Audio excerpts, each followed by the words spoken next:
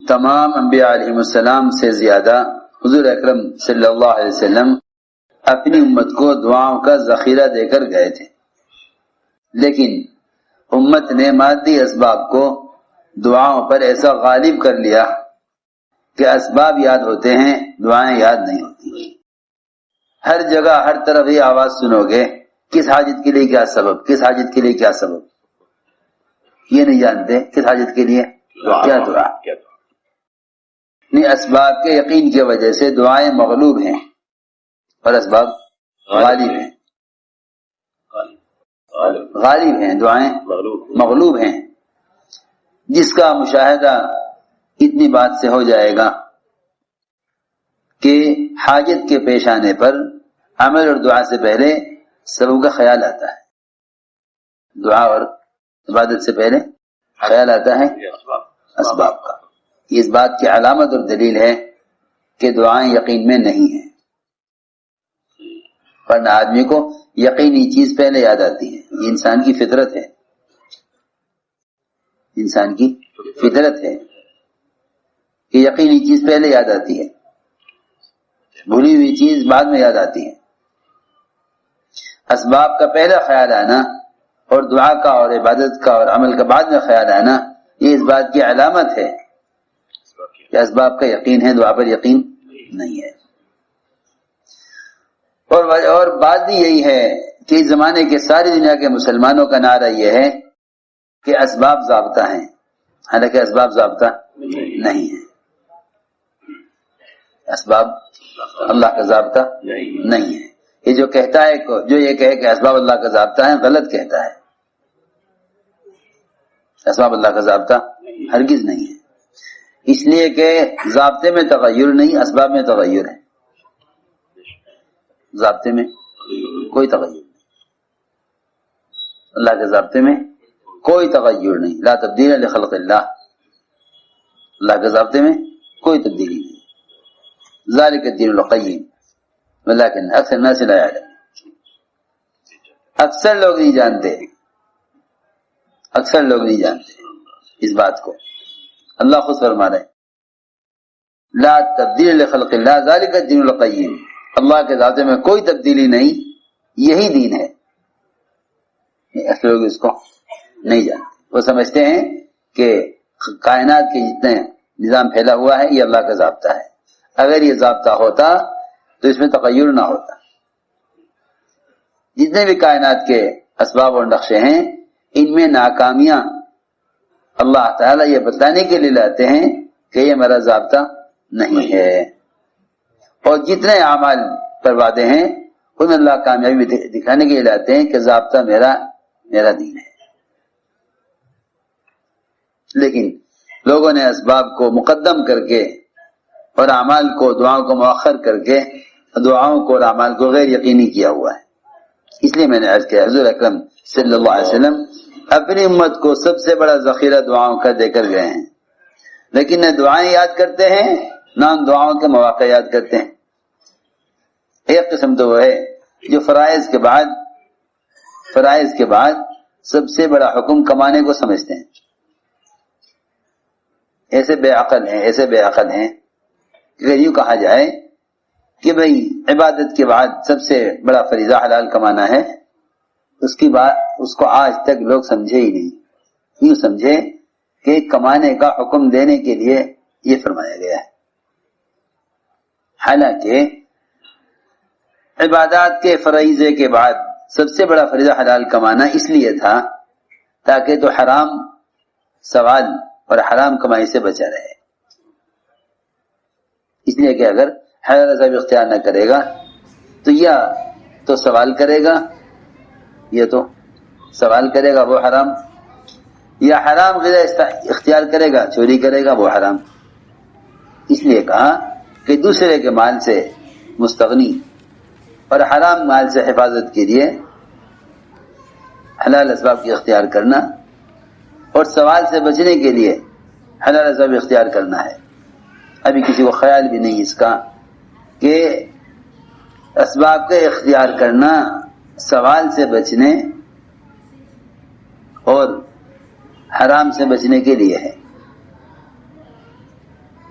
بلکہ سمجھتے ہیں کہ اسباب اس لیے بنائے گئے ہیں تاکہ انسان دنیا میں ضرورت پوری کر سکے. یہ بات نہیں ہے، یہ بات نہیں ہے، بلکہ جتنے بھی فضائل تجارت کے ہیں وہ سوال اور چوری اور حرام سے اور دوسرے کے مال پر نظر رکھنے سے بچنے کے لیے. یہی وجہ ہے کہ لوگ نماز کے بعد کی دعائیں بھی اسباب کی مشغولی کی وجہ سے چھوڑ دیتے ہیں، حالانکہ نماز کے بعد کی دعاؤں میں علم مانگا گیا ہے، رزق مانگا گیا ہے. جتنی بھی حاجتیں ہیں وہ فرض نمازوں کے بعد کی دعاؤں میں مانگی گئی ہیں.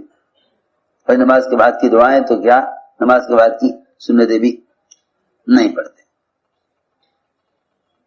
کیونکہ یہ اسباب اور عمل کو یقین میں جمع کر کے کامیاب بننا چاہتے ہیں.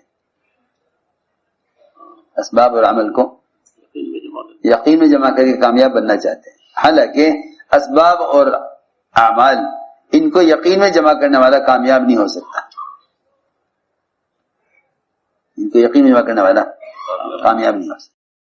انہیں معمول میں جمع کرنے والا تو کامیاب ہوگا، مگر وہ کامیاب سبب سے نہیں ہوگا بلکہ عمل سے ہوگا. وہ کامیاب سبب سے نہیں بلکہ عمل سے ہوگا. سمجھتے تھے کہ اگر سبب اور عمل ان دونوں کو یقین میں جمع کر لیا تو عمل نکل کر باہر آ جائے گا. عمل کا سبب کے ساتھ یقین میں کوئی جوڑ کوئی گزارا نہیں ہے. لا اجتماعان العمل والسبب العمل والسبب فی الیقین لا اجتماعان. تو یہ ہے بات کہ دعاؤں کو اور اعمال کو مقدم کرو، اسباب کو مؤخر کرو. عبداللہ بن مسعود کا فرمانا احملوا حوائجکم علی المکتوبہ، کہ اپنے حاجتوں کو فرض نمازوں کے لیے مؤخر کیا کرو، اپنے حاجتوں کو فرض نماز کے لیے مؤخر کرو تو اس سے اعمال یقینی بنیں گے. حضور اکرم صلی اللہ علیہ وسلم کی نماز کے بعد کیا دعائیں ہوتی تھیں. فرماتی ہے سلمہ رضی اللہ تعالی عنہ کہ جناب رسول اللہ صلی اللہ علیہ وسلم فجر کی نماز کے بعد یہ دعا فرمایا کرتے تھے، اللہم انی اسألک رزقا طیبا. یہ رزق کے ملنے کا وقت ہے اور یہی اس کی دعا کے مانگنے کا وقت ہے، لیکن لوگ اس وقت پڑھ کے سو جاتے ہیں.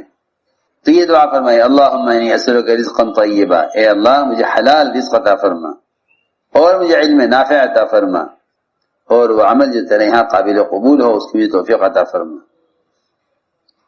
آپ صلی اللہ علیہ وسلم ہر نماز کے بعد یہ دعا پڑھا کرتے تھے، اللہم رب جبرائیل و میکائیل و اسرافیل. اے جبرائیل کے رب، میکائیل کے رب اور اسرافیل کے رب، مجھے جہنم کی گرمی سے، جہنم کے اور عذاب قبر سے پناہ عطا فرما. ابو بکر فرماتے ہیں کہ جناب رسول اللہ صلی اللہ علیہ وسلم نماز کے بعد یہ دعا فرمایا کرتے تھے، اے اللہ میں تیری پناہ چاہتا ہوں کفر سے اور فقر سے اور عذاب قبر سے. ایک روایت معاویہ فرماتے ہیں کہ میں نے سنا آپ کو فرماتے ہوئے جب آپ نماز سے فارغ ہوتے تو نماز کے بعد یہ دعا مانگتے ہیں، اللہم لا مانع لما اعطیت ولا معطی لما منعت ولا راد ولا ينفع ذا الجد منک الجد. اے اللہ جس کو تو دینے پر آ جائے اس سے کوئی روکنے والا نہیں، اور جسے تو روکنے پر آ جائے اس کو کوئی دینے والا نہیں، اور کسی بڑے سے بڑے مالدار کو اس کا مال تیرے مقابلے میں کوئی فائدہ کوئی نفع نہیں دے سکتا، تیرے بغیر کوئی فائدہ نہیں پہنچا سکتا. وہ مجھے صحیح فرماتے ہیں کہ میں آپ کی خدمت میں وضو کا پانی لے کر آیا، آپ نے وضو کیا، پھر نماز پڑھی، پھر دعا کی، پھر آپ نے دعا فرمائی، اللہم اغفر لی ذنبی ووسع لی فی داری وبارک لی فی رزقی. اے اللہ میرے گناہوں کو بخش دے، میرے گھر میں وسعت پیدا فرما. یعنی سخاوت، یہ سخاوت کا مجھے سخی بنا، مبارک لی فی رزقی، اور میرے رزق میں برکت عطا فرما. زید بن ارقم فرماتے ہیں کہ حضور اکرم صلی اللہ علیہ وسلم نماز کے بعد یہ دعا فرمایا کرتے تھے، اللہم ربنا و رب کل شیء، اے ہمارے رب اور ہر چیز کے رب، ہم گواہی دیتے ہیں بے شک آپ ہی رب ہیں، آپ تنہا ہیں، آپ کو کوئی شریک نہیں۔ اللہم ربنا و رب کل شیء انا شہید ان محمدا عبدک و رسولک، اے اللہ، اے ہمارے رب، اے ہر چیز کے رب، میں گواہی دیتا ہوں کہ محمد صلی اللہ علیہ وسلم کے بندے اور آپ کے بندے اور آپ کے رسول ہیں۔ اے ہمارے رب اور ہر چیز کے رب، میں گواہی دیتا ہوں کہ تمام کے تمام بندے سب کے سب آپس میں بھائی بھائی ہیں۔ یہ دعا فرمایا کرتے تھے، اللہم ربنا و رب کل شیء اجعلنی مخلصا لک و اہلی فی کل ساعۃ فی الدنیا والآخرہ۔ اس کے بعد فرماتے ہیں اسمع واستجب، اے اللہ تو دعا سن اور قبول کر۔ اس کے بعد فرماتے اللہ اکبر الاکبر، اللہم نور السماوات والارض، اللہ اکبر الاکبر، حسبی اللہ و نعم الوکیل، اللہ اکبر الاکبر۔